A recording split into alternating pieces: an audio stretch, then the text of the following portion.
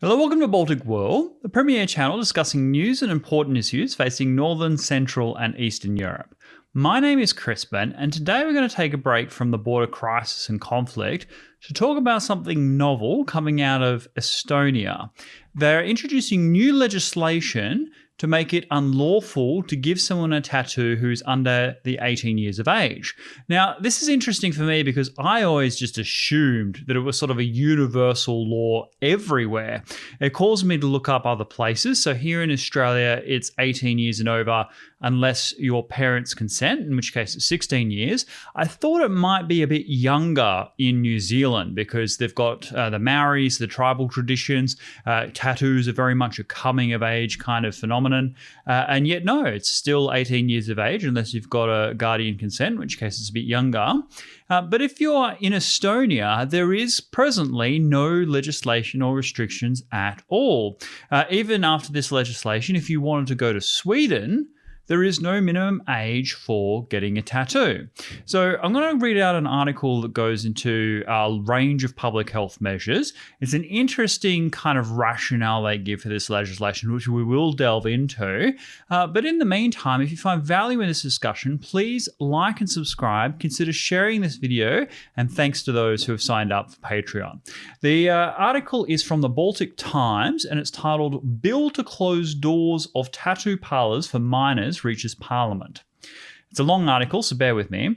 The Social Affairs Committee of the Parliament has forwarded to the plenary the draft of the new Public Health Act, which, among other things, makes it illegal for tattoo parlours in Estonia to provide services to minors. The chair of the Social Services Committee, Siret Kotka, said that the bill has been through a thoroughly prepared for almost 10 years and will replace the current Public Health Act. So it's a whole new comprehensive legislation. The bill provides for a system of public health measures and updates the roles and tasks of the different agencies in the organisation of public health, the Senate Party MP said. The bill deals with a wide range of factors affecting health, ranging, for example, from vibration to noise to school meals. In the course of the drafting of the bill, it became clear that not all of the current rules fit for purpose in their current form. For example, it is currently stipulated that the selection of food offered in schools must facilitate a healthy diet, but despite that, sweets and sodas are offered for sale in schools, which in no way encourages a varied diet. Goes into some other issues. I'll skip to a bit later on. It says, according to the bill, the provision of solarium and tattoo services to persons under 18 years of age will also be prohibited, and the requirements applicable to other beauty and personal services will be updated. According to the World Health Organization, ultraviolet emitting tanning services are among group 1 of carcinogens, which means that their association with cancer has been scientifically proven. We'll leave it there. There is a lot in that already. With the solariums and the tanning beds, of course, here in Australia, we have the #1 rate of skin cancer anywhere in the world. Makes sense. We're a bunch of Europeans stranded in a very warm, sunny climate.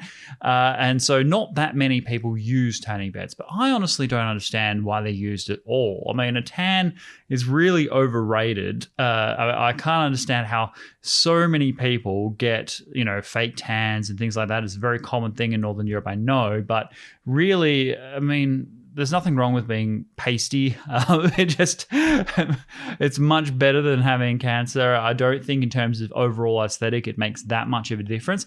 If you are concerned about, the cosmetic element of it, I would say, get some makeup, perhaps sort of just look for something that suits your overall complexion.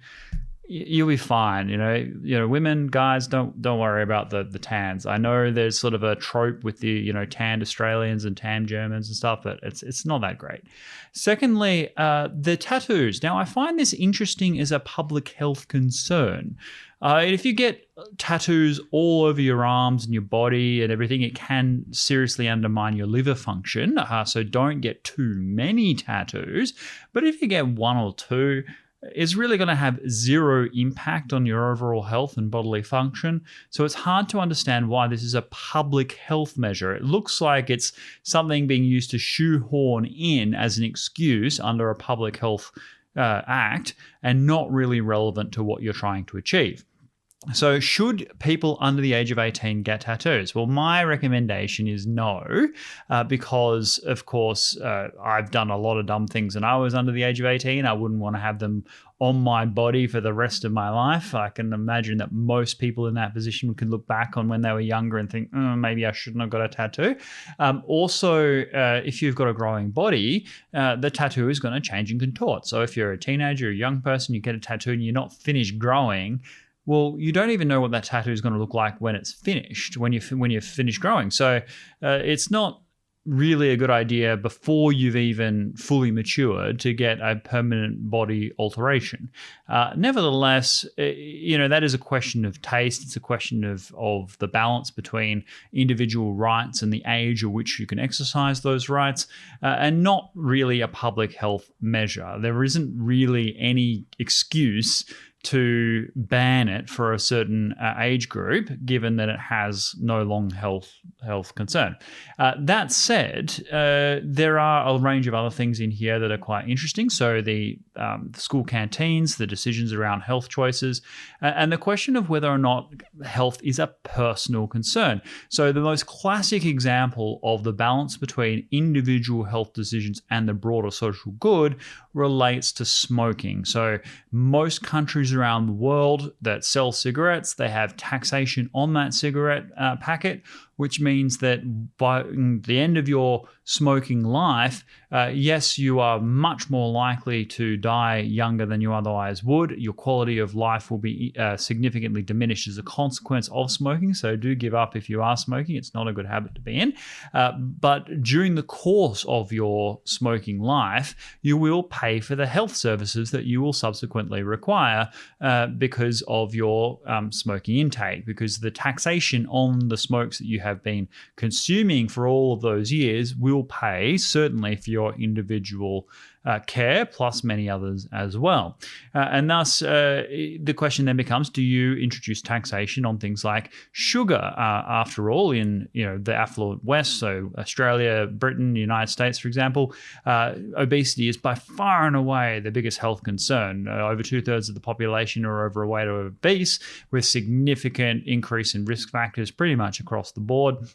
Huge burden on our health system. When people do get sick, they're much sicker than they otherwise would be. The interventions are much more difficult and risky, and therefore you really should try to keep a healthy weight range if possible, only for your own health, but also for the entirety of society and the health burden placed upon others, which then leads up the question of the sort of public health sort of measures that might be introduced. So let's say you got weighed every year and you maintained a healthy weight range. Should the government give you a 10-15% discount on your income taxes, because your likelihood of being a burden to the health system is reduced? And even if you do develop various chronic conditions and things like that, well, the management of those conditions is going to be less expensive and less complicated if you are maintaining a healthy body weight. And then done at a population level, it's very likely to save a significant amount of money in terms of the overall cost burden, not to mention the quality of life of the individuals within that society, and being much better and being able to contribute much more in terms of economic productivity. And so these things are all, a balance, and there has been a big challenge during this pandemic, the question over whether or not to have mandates for vaccination. Well, the debate often is about personal choice, freedom, liberty, and arguments around the impact it has to the broader society. You can do that for literally every public health concern. And then there are things that are, exclusively the purview of governments and planners and city designers and things like that. So, for example, you can give every household a walkability score, how close it is to shops and supermarkets and schools and the things that people do on a day-to-day basis. How likely are they to walk? So if you could walk to work every day, well, you're going to get significantly more steps in. You're going to be healthier, have a better cardiovascular condition than if you need to drive a significant distance to get to work every day, because you're much more likely to use your car for everything than if you live in an environment where you can walk to work and do all your other bits and pieces in your day-to-day activities. Yeah, that just encourages physical activity, which is outside of personal choice. So if you've got two people that like going to the gym, but one needs to get in the car and go to the gym to do it, or one person has a gym in their building, well, the person who has the gym in their building, it's easily accessible. They're much more likely to get more exercise than the person that has to take time out of their day to plan with some difficulty to get that exercise. Same is true for income inequality and the accessibility of food. So if you're a single parent and you have working long hours, then the probability of you getting home and providing pizza for everybody is much higher than someone who is part of a two-family income household. One person lives at home all day and therefore can prefer home-cooked meals and fresh food and produce. All of that contributes to public health. And so these public health measures that the Estonians are introducing, the whole new Public Health Act, is very interesting. I'm not sure I would include tattoos in that group, though. If you're going to make the minimum age 18 for tattoos, then just make the minimum age 18. Don't introduce that in the Public Health Act because it doesn't really apply. Now, that said, I am very interested in how the people of the Baltic and Eastern Europe think about tattoos. I know during the Soviet occupation, getting a tattoo was something that happened in prison, but was associated with being a political prisoner. So if you were speaking out for democracy, if you were going against the grain of what was handed down in terms of communist dictatorship and fiat and pravda, well, then you could get a tattoo to show your political resistance. It was an act of defilement against the overlords, against the Soviet regime.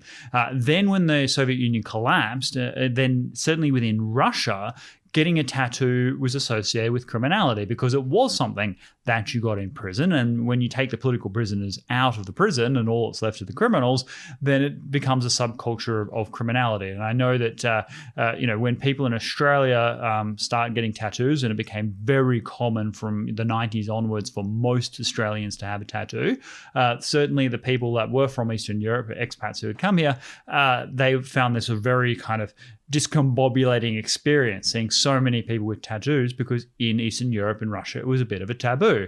Now, I'm sure that is changing now, but I would like to know how much. How do you, if you live in the Baltic, if you live in Eastern Europe, how do you think about tattoos? Under what circumstances is it a good idea to get one? Do you like tattoos? Do you hate tattoos? Do you think that no one should get one? And I have a friend who is from the region and is like, think it's fine on men, but doesn't like it on women. And this is a woman telling me this.